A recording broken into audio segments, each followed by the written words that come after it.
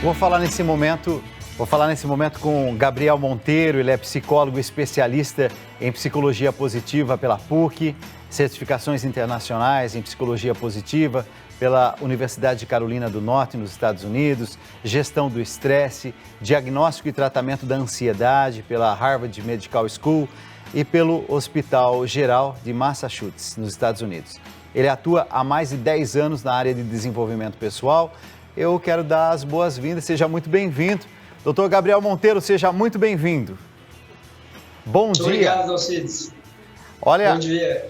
Acho que nunca foi tão importante a gente falar sobre as questões de medo, as ansiedades, como esse movimento que nós estamos vivendo e que tem atingido a todos nós, que é essa quarentena, que é essa pandemia que a gente está enfrentando. E agora, aos pouquinhos, retomando o nosso caminho. Mas eu estou desconfiado que normalidade eu acho que vai ser bem difícil nos próximos tempos. Qual que é a sua sensação de tudo aquilo que está acontecendo? O que está aí no seu coração, na sua visão, como alguém que estuda esse fenômeno, né? A alma humana, o coração humano, a sensibilidade humana.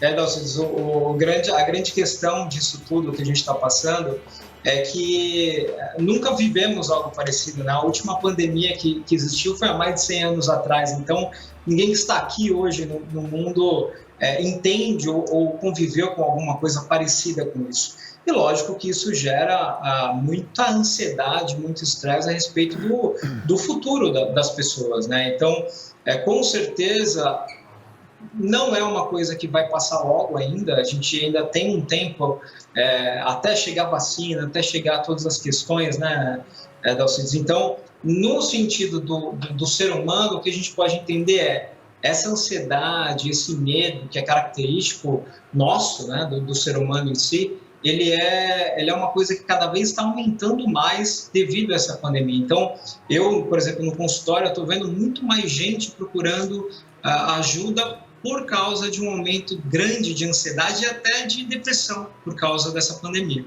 Há um medo, doutor, de sair de casa. Me parece, inclusive, algumas pesquisas estão dizendo que especialistas alertam que, devido ao isolamento na pandemia, enfrentar a reinserção no meio social pode causar um pouco de pânico. Ou seja, a reentrada ao convívio social me parece que vai ser um próximo desafio depois que estivermos vacinados. Quais são as características desse medo, para saber, por exemplo, se eu estou com medo dessa reentrada ou não?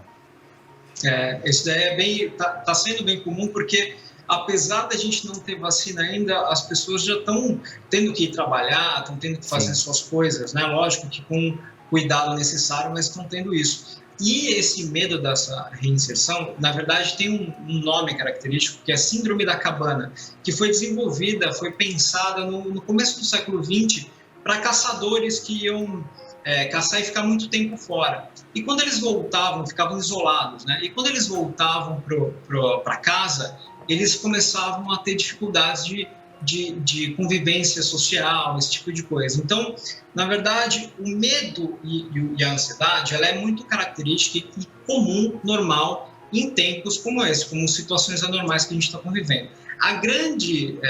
O grande problema disso tudo é quando esse medo fica exagerado a ponto da pessoa não mais se conectar com outras pessoas, ter medo de sair de casa, deixar de fazer as coisas que são naturais para ela. Então, aí sim, gera essa preocupação maior, que é uma ansiedade exagerada, aí a pessoa começa a ter compulsão alimentar, começa a dormir mal, e aí começa a perder um monte de outras coisas por causa do sono mal dormido. Então, memória, concentração vai perdendo, vai ficando mais fraca, e isso vai gerando um sentimento, um estresse muito grande, que a pessoa realmente se trava.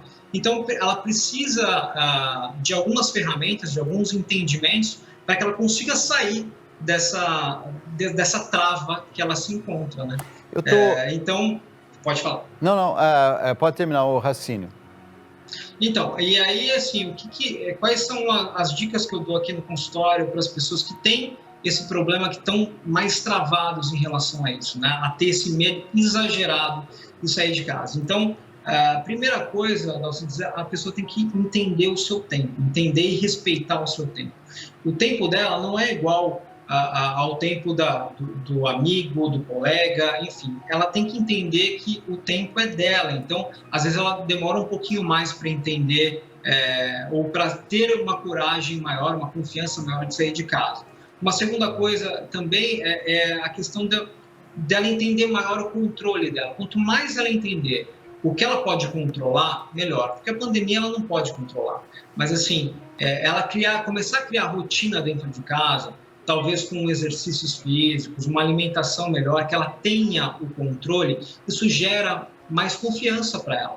E essa confiança vai se expandindo ao longo do tempo, né? Uma outra coisa que é bem característica, que eu ensino para os pacientes, é micrometas, que é uma dessensibilização, né, que a gente fala. Que é o quê? É você criar pequenas metas bem pequenininhas, para que ela consiga, ao longo do tempo, fazer as atividades que ela precisa fazer fora de casa. Ou seja, imagina que ela precisa sair de casa para ir no mercado e ela tem esse medo.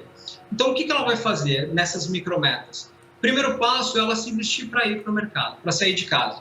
Mas ela só vai fazer isso. Ela não vai sair de casa propriamente dito, mas ela vai se vestir para isso. No próximo dia, ela vai se vestir e vai abrir a porta de casa e vai ficar olhando, mas não vai sair de casa. E assim, sucessivamente, até ela ter essa sensibilização maior, né? E outras coisas, como ter controle dos seus pensamentos, então usar mais o racional. A gente sabe que o medo é uma característica do ser humano que assim, fez com que a gente sobrevivesse até aqui. Então, mas o racional ele precisa ser importante, né? Então, o que eu posso fazer e qual é o entendimento do que eu posso usar de proteção, de coisas para me proteger do vírus, né? O padre Denis está aqui ao meu lado, também tem uma pergunta, mas antes dele falar, só para concluir, assim, aquilo que está me angustiando um pouco nesses últimos tempos.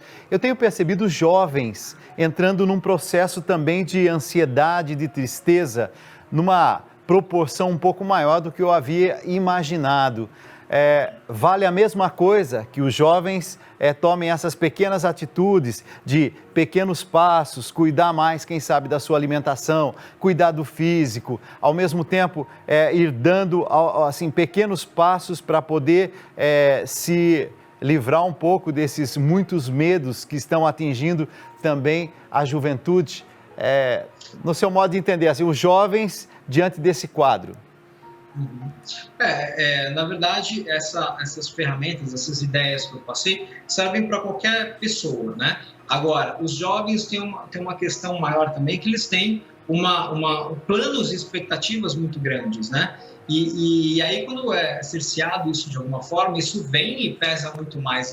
A frustração é maior, né? Exato, a frustração é maior, até porque o jovem, vamos dizer assim, a grande maioria, ele tem um emocional ainda não muito bem desenvolvido, então as emoções são muito afloradas na pele, né? Então, e isso é importante porque, assim, o jovem ele é muito social, ele precisa do social. O ser humano é social, né? A gente é um ser coletivo.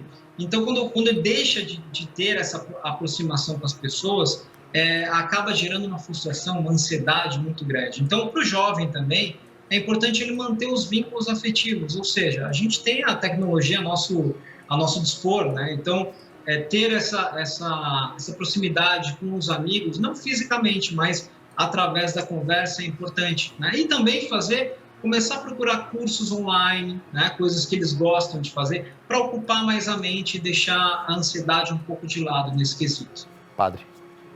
Nós acompanhamos muitos jovens, também percebemos exatamente isso, né? Adolescentes que estão sofrendo muito com depressão nesse período, sempre recebo pedidos de oração, mas também a família tem sofrido muito. A gente tem visto que, você dizia agora há pouco, dos laços afetivos como são importantes nesse momento. Mas parece que em alguns lares tem ocorrido uma dificuldade de manter esses laços afetivos, essa união, casais que estão brigando muito, filhos com seus pais que estão tendo esta dificuldade. Como que você e o senhor têm sentido esta realidade dentro do âmbito familiar? Infelizmente, né, padre, a gente vê nessa época um aumento grande de até divórcio, né? Porque as pessoas elas não estão se conversando mais, os nervos estão à flor da pele, o medo está muito exagerado, o tratar com os filhos também está muito negativo. Então, assim, se a pessoa não se entende, não busca o entendimento emocional, fica muito difícil, porque, assim, o que eu também falo para casais e para casais que têm filhos, que são comportamentos hiper importantes nesse momento, é a comunicação não violenta. Então, é você conseguir expressar o que você precisa expressar sem ser agressivo, tanto física quanto verbalmente. Não julgar. O ser humano julga demais.